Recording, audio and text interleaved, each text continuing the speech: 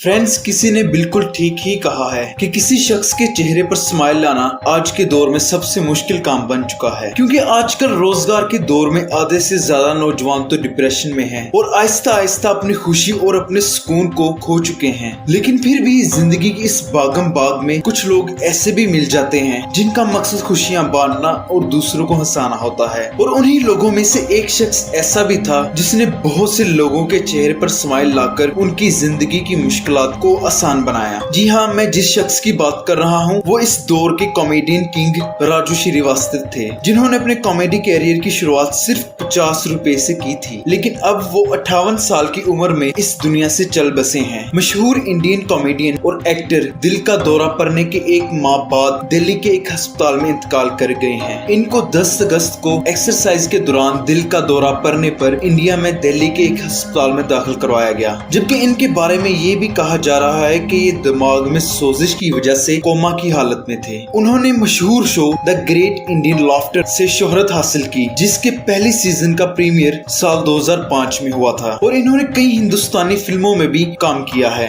वो उत्तर प्रदेश में film development के चेयरमैन भी रह चुके थे और अब उनके जाने के बाद हमारी टीम ने डिसाइड किया है कि हम आपको इस लेजेंड की लाइफ स्टोरी के बारे में बताते हैं कि कैसे उन्होंने जीरो से लेकर हीरो तक का सफर तय किया। आज हम आपको उनकी लाइफ स्टोरी के बारे में डिटेल से बताने जा रहे हैं। फ्रेंड्स, 25 दिसंबर 1963 में कानपुर के एक छोटे से इलाके में राजू श्रीवास्तव का जन्म हुआ था और जैसा कि इनके कैरियर से हम सब जान सकते हैं कि इनको बचपन से ही बातें करने का बहुत शौक था और इसी तरह ये दूसरों को भी अपनी बातें सुनाकर उन्हें खुशी देकर खुद खुशी महसूस करते थे। वो स्कूल के दिनों में पढ़ाई से ज्यादा हंसी मजाक और खेल कूद में ज्यादा दिलचस्पी रखते थे और वो अपने टीचर्स की एक्टिंग और मिमिक्री किया करते थे और शायद से ही इसी वजह से उन्हें स्कूल में चलने वाले क्रिकेट टूर्नामेंट्स में भी कभी कभार कमेंट्री के लिए बुला लिया जाता था। और इसी तरह जैसे जैसे वक्त गुजरा वो कानपुर में अपने हंसी मजाक की वजह से काफी मशहूर हो गए और लोग उन्हें पसंद करने लगे। अक्सर लोग उन्हें बर्थडे पार्टीज या किसी फंक्शन में परफॉर्म करने के लिए बुला लिया करते थे, जहाँ ये जाकर खूब हंसी मजाक भी किया करते थे। लेकिन शायद इसी वजह से उन्हें घर आने में काफी देर हो जाया करती थी,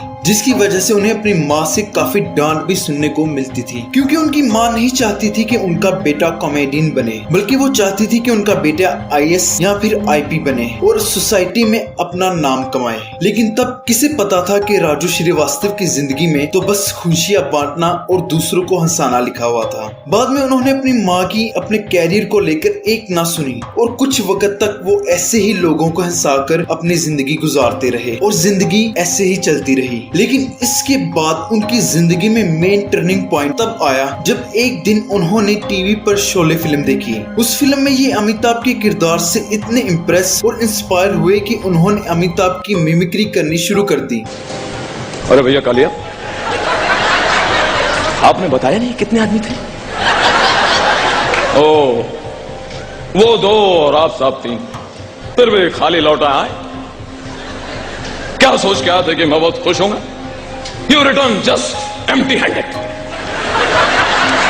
अपनी मिमिक्री में इतने माहिर होने के बाद उन्होंने खुद से बनाई गई शोले फिल्म की काफी सारी स्क्रिप्ट्स तैयार कर ली और इन फनी स्क्रिप्ट्स को लोगों के बीच भी काफी पसंद किया जाने लगा। फ्रेंड्स, आम दिनों की तरह ऐसे ही किसी दिन राजू श्रीवास्तव किसी फंक्शन में गए जहां उन्होंने एक्टिंग करके लोगों को खूब हंसाया। लेकिन उसके बाद जब फंक्शन खत्म हुआ तो एक आदमी ने आकर उनके हाथ में सिर्फ 50 रुपए लाकर रख दिए। वो इस शख्स का ऐसा बिहेव देखकर कुछ समझ नहीं पाए, क्योंकि उस दिन से पहले वो जहां कभी भी किसी फंक्शन में परफॉर्म करते थे वहां उन्हें तारीफ के अलावा और कुछ नहीं मिलता था। यानी पहली बार परफॉर्म करने पर किसी ने उन्हें पैसे दिए थे और कंफ्यूज होकर उन्होंने उस शख्स से पूछ ही लिया कि तुम ये पैसे मुझे क्यों दे रहे हो? तो उस आदमी ने कहा, अरे भाई, तुमने हमें इतना हंसाया है और हमें इतना एंटरटेन किया है तो ये बस तुम्हारी ही मेहनत है, इसे रख लो। और यूं उन्हें समझ आ गया कि इस चीज को प्रोफेशन भी बनाया जा सकता है। फिर उन्हें आहिस्ता आहिस्ता अपने इलाके और इर्द गिर्द में शोहरत हासिल होने लगी। लेकिन इतनी शोहरत हासिल होने के बावजूद उन्हें ये लगने लगा कि कानपुर रहकर वो कुछ कमाल नहीं कर सकते और इसी तरह ही वो अपनी किस्मत आजमाने मुंबई पहुंच गए। शुरू में उन्हें बहुत सी मुश्किलात से दो चार होना पड़ा और इसीलिए वो पैसे कमाने के लिए शुरुआत में रिक्शा भी चलाने लगे। और दोस्तों, वो कहते हैं ना कि तुम्हारा सबसे बड़ा दुश्मन कोई अपना ही होता है, क्योंकि इनके कॉमेडी कैरियर में सबसे ज्यादा डीमोटिवेट भी उनको उनके रिश्तेदारों ने किया। लेकिन फिर भी वो जुटे रहे। यूं कुछ अरसा बीत जाने के बाद उन्होंने अपनी ऑडियो कॉमेडी हंसना मना है को लॉन्च किया, जो बहुत जल्द काफी फेमस हो गया। अपने फेमस होने के बाद उन्होंने बॉलीवुड की भी काफी सारी फिल्मों में काम किया, जैसे मैंने प्यार किया, आमदनी अठन्नी खर्चा रुपया, बाजीगर, मुंबई से गोवा और बिग ब्रदर जैसी सुपरहिट फिल्मों में उन्होंने अपना किरदार आजमाया। रियलिटी टीवी शोज में भी काम किया, जैसा कि big boss, the great Indian laughter और कॉमेडी का महामुकाबला जैसे सुपरहिट शोज में उन्होंने काम किया। और आपको ये बात भी बता दें कि द ग्रेट इंडियन लाफ्टर में उनको द कॉमेडी किंग का भी खिताब दिया गया था। कॉमेडी कैरियर के अलावा उन्होंने अपने लिए पॉलिटिकल कैरियर भी चुना। जी हाँ, उन्होंने 2014 में बीजेपी को ज्वाइन कर लिया। और अगर हम उनके टोटल नेटवर्थ की बात करें तो आपको आगाह कर दूं कि इनका टोटल नेटवर्थ तकरीबन 21 करोड़ के करीब है। तो दोस्तों, ये थी राजू श्रीवास्तव के बारे में एक शॉर्ट सी वीडियो जो उनकी लाइफ को बयान करती थी। उम्मीद करता हूँ कि ये वीडियो आपको काफी पसंद आई हो और इस वीडियो से आप इंस्पायर और मोटिवेट भी हुए होंगे। अगर ऐसा है तो वीडियो को लाइक और चैनल को सब्सक्राइब करना ना भूलिएगा। मिलते हैं अगली वीडियो में अगले टॉपिक के साथ, तब तक अपना ख्याल रखिएगा। हाँ, ये कर लो पहले। बड़े लोग हैं, पहले ऐसे करते होंगे।